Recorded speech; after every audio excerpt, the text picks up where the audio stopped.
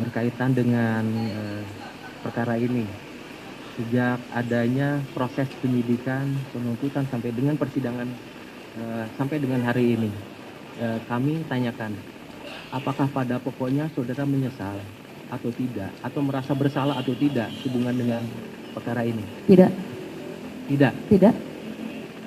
Benar-benar tidak menyesal. Tidak menyesal. Ya? Karena yang saya sampaikan kepentingan publik dan juga untuk menyiarkan apa yang terjadi di Papua.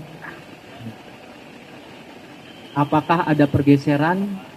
Apa pergeseran? Apakah ada pergeseran antara kajian cepat dengan konten pembicaraan dan judul dari Haris Azhar tadi? Tidak. Konten itu?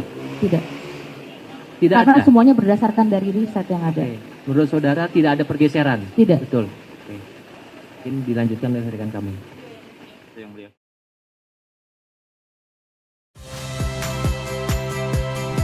Saya Rahmat Ibrahim.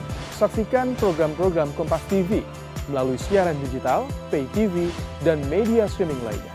Kompas TV, independen, terpercaya.